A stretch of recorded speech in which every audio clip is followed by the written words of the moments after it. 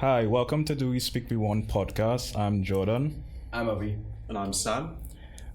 Before we start, I just want to say thank you for all the comments from the last video on YouTube. Remember to take a look at it after. I will send the link after this video as well. Okay, we could start with Belgium versus Sweden. Yeah, so, people listening will know what happened in that game. Well, the game didn't happen because there was a fatal attack. Luckily, the man who was responsible has been shot down, so he's no longer a danger. But all our thoughts are with the families of the victims. It's never nice to have something like that, involved in football, or involved in anything, Yeah. So Yeah, we everyone on the podcast gives our thoughts and prayers for the victims and the families of the victims. definitely. Okay, how are you guys today? How has your week been? Yeah, it's been okay. Yeah. Yeah, it's been okay. Other than the weather of yesterday, just good, going good. I see you've got a nice shave. It was a 10 out of 10 shave. 10 out of 10 shave. 10 out of It's 10 good. shave. No cuts. It looks good. Well, obviously this is a sport podcast, but I said this last week, but I'm in the minority who actually like watching international games. I don't mind them at all. It can get frustrating when it's friendlies because they can take out so much of players that's unnecessary. But, England are they're now qualified for the Euros. It's a good thing.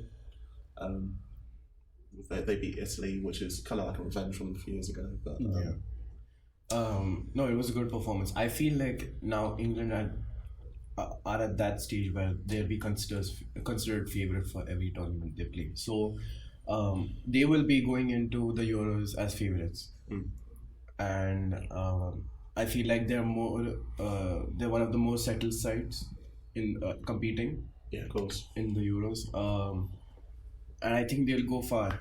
In fact, they might even win it. I don't know. Maybe. To be fair, what we've learned is what a lot can change. Yeah. So we may be looking good now, but we don't know how we'll look like in a year. When we go to Germany and compete, we might look worse. We might look better. It really depends on if we get a decent group, and then a decent way to the final. But then again, is it time we see more of a challenge in these tournaments? We did in the last Euros we did face Germany who were doing okay then, and we beat them in the round of 16. But do you think we need to just face more tough opponents to actually? Well, for me, I watched the game as well. I was very satisfied. I think it was more attacking approach than I've seen before. Yeah, sure. I ranked that game as one of the best games I've seen in a good while. Maybe going back, as you said, to the Germany game. Yeah. A few years ago. Mm-hmm. I think England. I think they have the best attacking and midfield in world football at the moment. That's an interesting shout. That is interesting. Yeah, I think attacking isn't a bad shout at all. Midfield is definitely an interesting one though. But to be fair, we look at players like Bellingham. He's doing so well at Real Madrid at the moment. Kane's he always turns up when we need him. Kane is Kane. Yeah, Kane is Kane. Yeah.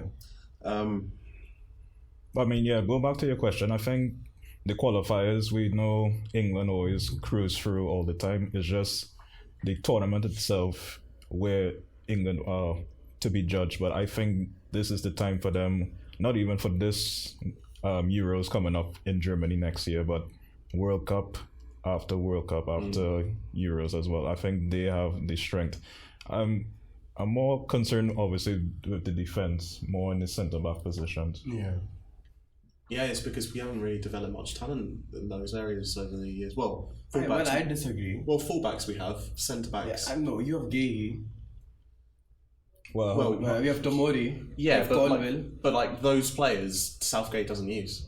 Well, No, Southgate used- he will though. no, but he's favouring Maguire. Like, Yeah, why won't he? I mean, Maguire is. Don't get me wrong, he's good. Maguire Stones is still England's best partnership. Yeah, of course. But like, we need to. No, here's the thing. Okay, you go into tournament, you can't take 4 young centre backs who have never ever played a big tournament. You can't take Gehi.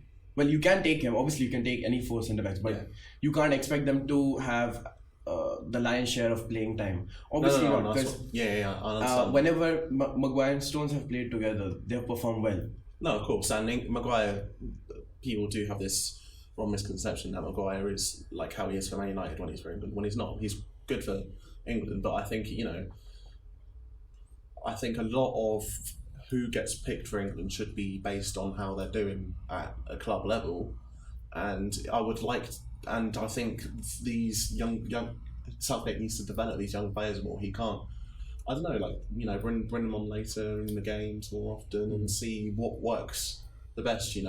That's my only thing. I think centre backs we are a bit shaky on, but over time we can get better. I think the 5 that you could take, you could take for Euros next year will be Maguire, Stones, Gehi, Colwell, and Tomori. Yeah, that'll be a good selection. I mean, I'm a Chelsea fan, and I'm not too sure about whether Colwell is ready to be in that conversation yet. Yeah, I think he's good, but he would definitely be. And also, there was been a couple of discussions today about UEFA putting squad sizes back to 23. Oh, okay, that's interesting. Wow. Yeah, so that will mean a lot of good players will miss out. And I wonder how similar. Well, it won't be too. It'll be similar to the World Cup squad, but I wonder how similar. Yeah, it'd be interesting because, as you said, Colwell has been in the setup for, I think this is his first call-up or the second call-up he's done. It must be a second, yeah. Yeah, and Mark Gay from Crystal Palace. Those players I will keep an eye on. Like in the last selection before the Euros, you just want to see if they could be a part of the selection going forward, as it is a more restrict amount, as you said, Sam, with the 23 players. Yeah. Yes, I mean, I feel like England have a striker problem as well. well, in terms of like a backup striker. That's Yeah, the thing. because Kane is going to play almost every game, and recently he has had a good-ish injury record. Like he's mostly available, but Yeah. Tammy Abraham has fallen off. Yes, I haven't heard from him. Yeah, haven't heard from him for a while. Who else? Like I think the best bet at the moment is probably yeah. either Watkins or Wilson. I think Watkins is really good. Wilson is really good as well. But they're not consistent. They're not going to start with Kane. No, of course. No. I agree. It's the idea of having a backup for Kane. Yeah. Ideally, it would be Ivan Toney, but well. Oh yeah, completely forgot. Yeah, Tony, of course. Yeah, it should be it's definitely one of those three. Like, I don't want Calvert-Lewin anywhere near that discussion. He shouldn't be. He's been injury prone throughout the last couple of seasons. Doesn't score either. He's not. I would take Watkins though. Yeah. Just because he offers a little bit more with regards to his positioning, like he can drift off to the left as well, and then cut in. Yeah, the only things with Wilson, Watkins, and Tony is they all have they all have a negative side. With Tony, he's currently banned from football. Whether that will take a toll on his playing, I'm not sure.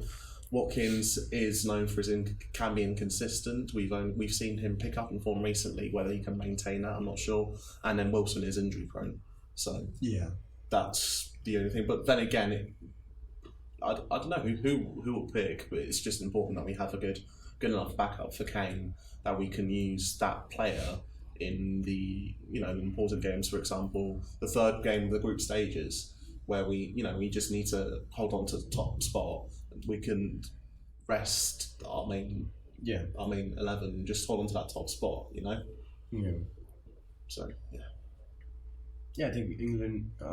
Looking past the English result, did you guys see the Scotland game? Scotland versus Spain. I did. Scotland, very impressive.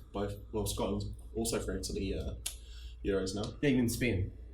Sorry? Even Spain. Yeah, both of them are through. Yeah, and that means Norway are going to have to find another way into the Euros. Yeah, I think they are 10 points right now, Norway, which is really sad because they're underperforming. I know. With the talent at their disposal. Well, their only talent is at the front, isn't it? Like, no. I would argue there's definitely more talent. They have Ostigard. What? Ostigard is a centre back from Napoli. They have Nieland, who's actually starting to do well for Sevilla, their goalkeeper. They have Frederick Auschness, who's a regular at Benfica. Odegaard and Antonio Nusa, who's from Club Brugge. Haaland. They have Sorloth. So they should do much better, honestly. Yeah, they definitely should. I wonder what the problem is there. Maybe are they building their team too much on Haaland or too much on Odegaard or both of them? I don't know. But yeah, they should do better. But my focus in that group was for Spain because they look different. Yeah. They look way different from the side that Enrique had. A good different or a bad different? The good different. Yeah. They are so what I had noticed in De La Fuente's philosophy is, which is different from other Spanish managers, is the focus on physicality. So he'll have physical players. He'll make sure that his side are physically strong. And with the current crop of Spanish midfielders coming into the team, so there's Ohian Sanse from Athletic Bilbao. There's Alejandro Balde. Alejandro Baena from Villarreal. They are more dynamic, physical midfielders, different from the ones we are used to from Spain.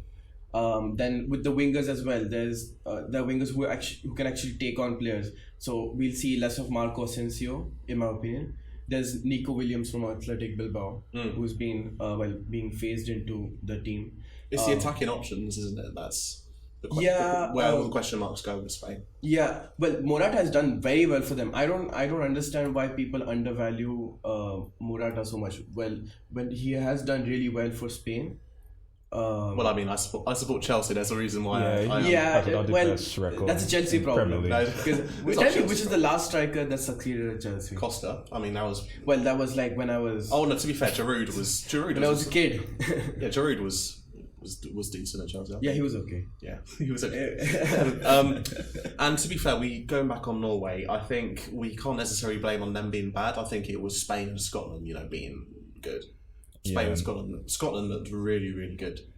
Jordan, I don't know if you've been watching back home. Have you been watching any of the North American Nations League as well?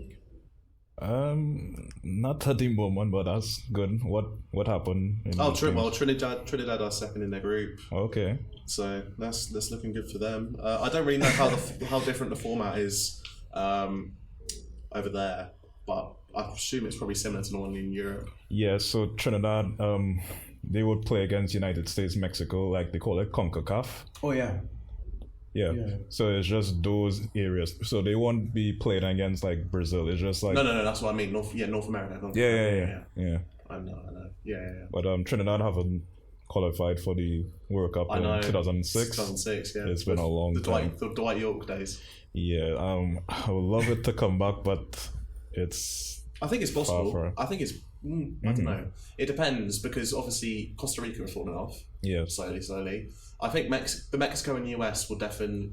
Well, to be fair, Mexico don't look as good as they used to be, and I think the US look probably the strongest. Are they like a transition now, or not really? What? United States. Sorry? Are they like in a transition period? Yeah, I would say because they had lots of problems with the managerial position after the World Cup. Yeah. I don't think they're settled, but they are sleeping giant, I would say. They could definitely make it to the quarterfinals or the next World Cup. Oh. That's interesting. Yeah. But no, I think for Trinidad to qualify, they need to go for that fourth place, that final. Well, will it be the next World Cup where the more teams come in? I think that's the first time it's going to be in 2026. United States, Canada, Mexico. Then three hosts are already in. So that should be a way for Trinidad to get in. Yeah, that would be a great opportunity. That would be 20 years since they haven't been. First ticket available to Jordan. He's gonna be. Get me ready. I want to go to the World Cup, man. I want to go to the US. Like or Mexico. Like, Yeah. I want to go to a World Cup. That's what on my bucket list. It's on the top of my bucket list. Go to a World Cup. It will be expensive, but Prepared to be, emptying your wallet. I know. I've got a lot of saving to do. Do you think India will get into the World Cup anytime soon? Probably not. We are doing well. Yeah.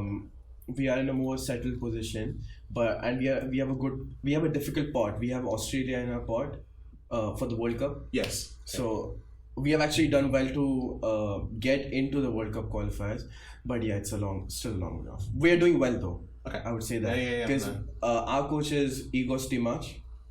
He has a World Cup bronze with Croatia. Oh Yeah. Yes, in 1998. Okay. He was the head coach. So no, he wasn't the head coach. I think he was a player, but he was involved in the whole setup. Yeah. He has a World Cup bronze. I would say that much. But yeah, he's done so well for us. Get into Indian football, you have to understand the politics behind it. And the good thing is that he has cleared out. There's more transparency. Whereas you would say he has held the AIFF hostage, saying, well, if you're not going to provide these players to me, I'm not going to be there for you. And they can't. And the AIFF can't say no to Igor Stimac because he has done so well. Yeah. I see. Yeah. Okay. So we are doing well. We just have to be consistent. So that's Yeah. And talking about home countries, I'm part Turkish, and we've just qualified for the Euros. Really. Oh, congrats. What do you say?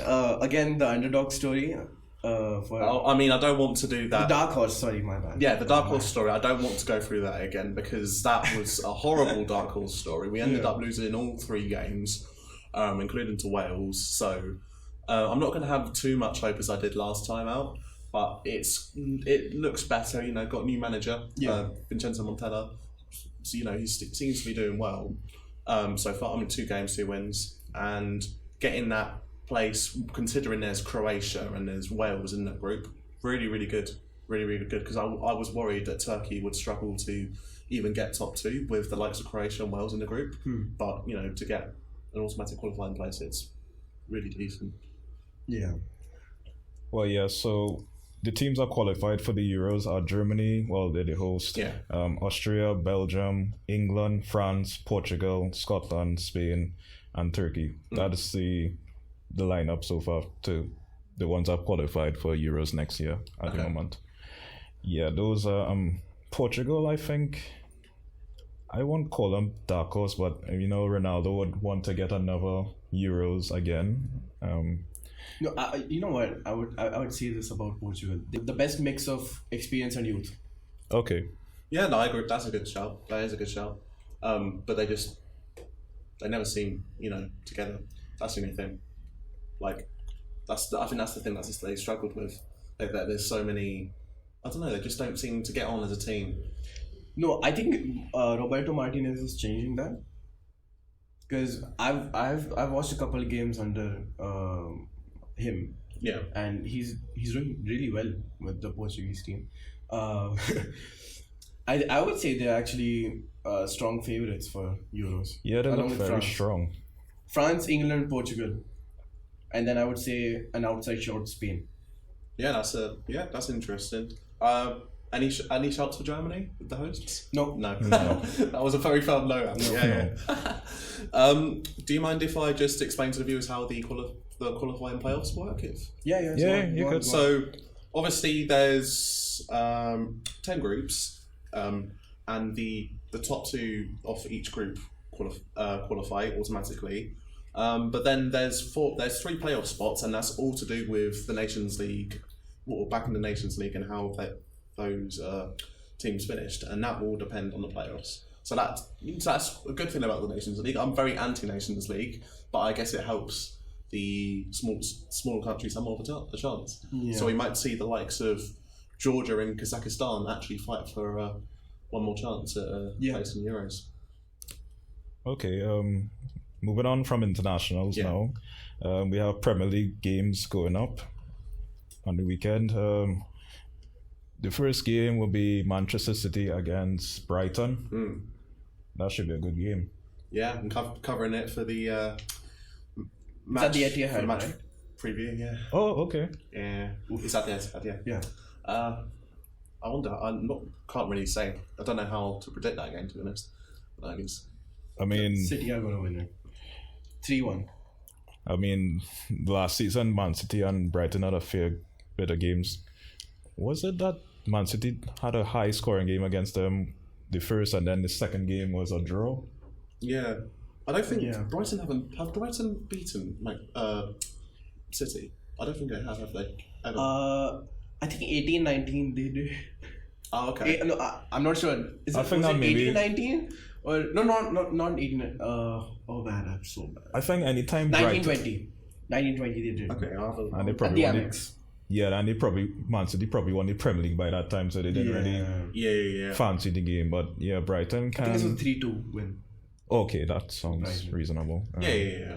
Well, if obviously if City loses, this will be their fourth defeat in a row, which is very surprising. Which will be very surprising. I doubt. Yeah, I doubt it will happen.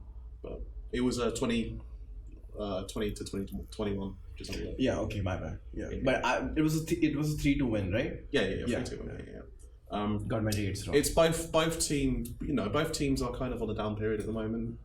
Maybe hopefully there'll be an international. Well, to be fair, with City, I'm not hoping, but I don't think any of us are hoping for the City to start playing well again. But yeah, hoping for Brighton to get that international break bouts.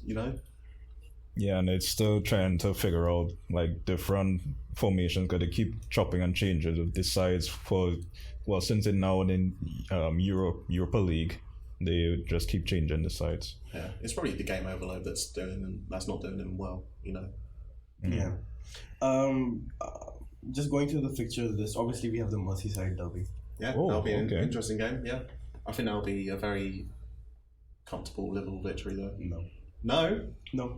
I agree with Sam. I don't think Everton should get anything out of the game. They won't get anything out of the game. It won't be a comfortable win. That's interesting. Okay, we look forward to that. It'll be a max 2-0 result because you're playing against Sean Dyche with Everton, my favorite. True, it is. If you're Sean Dyche. True, it is. Like Everton are okay with defensively, so yeah. Not just okay, that's their style. They are the best. They're the best. They are the best. Sean Dyche. No, what I would be looking for is a good Branthwaite performance because that would give him outside shouts to make the England squad for the Euros. That'll be interesting. And he's been really good this season as well. Yeah. Yeah. So I think Liverpool will win that, but it won't be a walk in the park for them. Should we maybe do predictions for the games? Yeah. Okay, so Man City Brighton, I would think 2-1 City. I'll say 3-1 to City. I'll say 3-1 as well. Liverpool Everton. 2-0 to Liverpool. 3-0 Liverpool. 3-0 Liverpool. Yeah. Oh wait, Sam, there's Chelsea Arsenal. How you got that so How quiet? did we skip over that? I might not be watching that game. I'm nervous, very, very nervous about that game. Yeah, I'm not looking forward to it. I mean, because of what? Well, because we're on an up, but Arsenal, they haven't necessarily. To be fair, Arsenal haven't been amazing, but they've still been winning.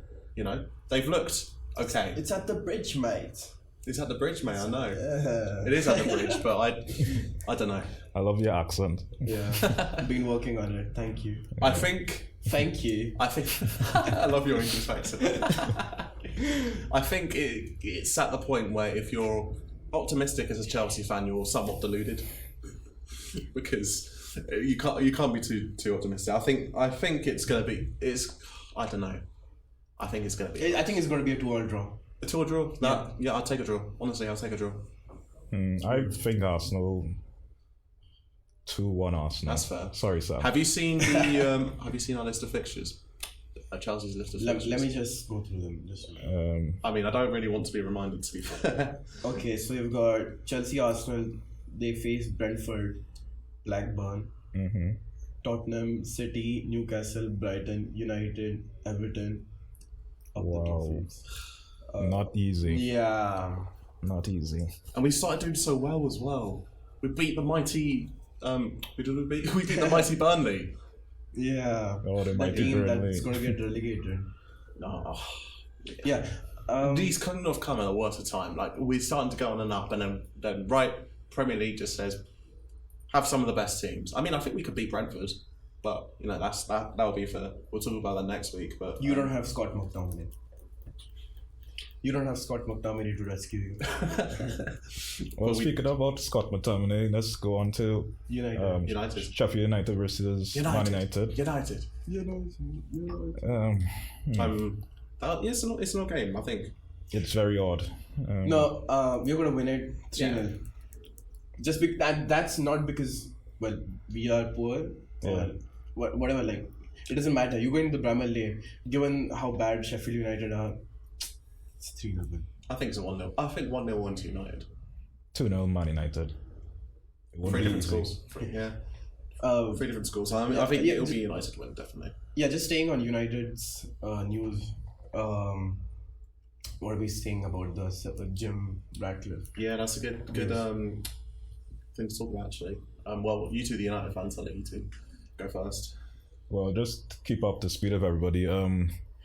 Sheikh Jassim, the Qatar owner as well, he's backed out of the bid to buy Manchester United. The Glazers wasn't too fond of the offer, and now it's Sir Jim Ratcliffe is now in the running to take over Man United, but in a different way. It looks very close to happening, doesn't it? It looks pretty much the last I heard of it was that they were debating. Oh, sorry, they were gonna vote on it. The board, entire board right now. So. And we discussed it before the podcast, but you explain to the viewers how it's going to work in terms of like the. Yeah, from what I have come across, I think it's going to be 25% stake with sporting control. So Ineos Ineos Grenadiers. That's their Tour de France team. Cycling. Yeah. Sorry, but yeah, Ineos will take control of the sporting side of the club. So recruitment and whatnot, finances related to sports. I actually like the deal, but because it says there will be eventually it'll be a full takeover. I actually like the deal, and given the management style of Ineos in general, from what I've seen with their cycling team, Ineos Grenadiers, from what I've seen at Nice, they've actually been smart. And I've also seen reports of United being linked to Paul Mitchell and Michael Edwards. So Sporting directors. Yeah, so given what Michael Edwards did at Liverpool, and Paul Mitchell's track record of what he did at Southampton and at Monaco as well, I'm excited actually. To be fair, I would have been okay with any party as long as the Glazers are out. Yeah, the Glazers are out, and there's some clarity about the situation. And I think the only con about being owned by Qatar is just it's a state, being state owned, I guess. I mean, whoever are to take Manchester United, they will have some kind of contrast to what they see Man United as, and they will have different groups that are against like Qatar and Sir Jim Ratcliffe as well. For me, it's just to get the Glazers out as quick as possible. This is, as Abhi said, it seems strategic, makes more sense for the Glazers, and eventually they will be excluded from the club, but not anytime soon at the moment. Well, hopefully they do go, because they haven't done it. Have they actually done anything for United since they've been at the club? Probably not. Sorry, who? Have the Glazers done anything beneficial for United since they've been in the club? No, the main problem is that United are the only club that pay dividends to their owners. That pay what, sorry? Dividends. Okay. From the annual income, we have to pay dividends to the owners. So, to put it into colloquial terms, we are their cash cow. How are you gonna kill your cash cow? How are you gonna let go of the cash cow? So you need a huge offer, like triple, quadruple times the valuation of United for them to even have any thoughts of selling the club. So at this moment, I think this Sir Jim's offer is good because there's eventual takeover. Yeah. So I'm on board with the.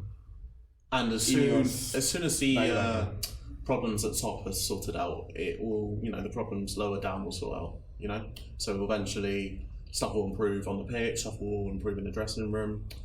I think a lot of it is to do with the ownership and the backroom board. Yeah, that's just normal. Like, even in a normal business setting, when the owner is not doing the part, it just, as you said, transcends down to the workers and stuff. Yeah, I know. Yeah, definitely. Could I just change the subject? There's a big game coming on Sunday in the Serie A. Okay. Milan versus Juventus. Ooh. Yeah. That's tasty. Milan versus Juventus, yeah. So Milan are currently top of the Serie A, 7 wins and a loss, and Juventus are currently third with 5 wins, 2 draws and a loss. So any particular thoughts on that game? The only thoughts I have about Juventus are about Nicolo Fagioli. Oh. And what's been happening. Oh, yeah.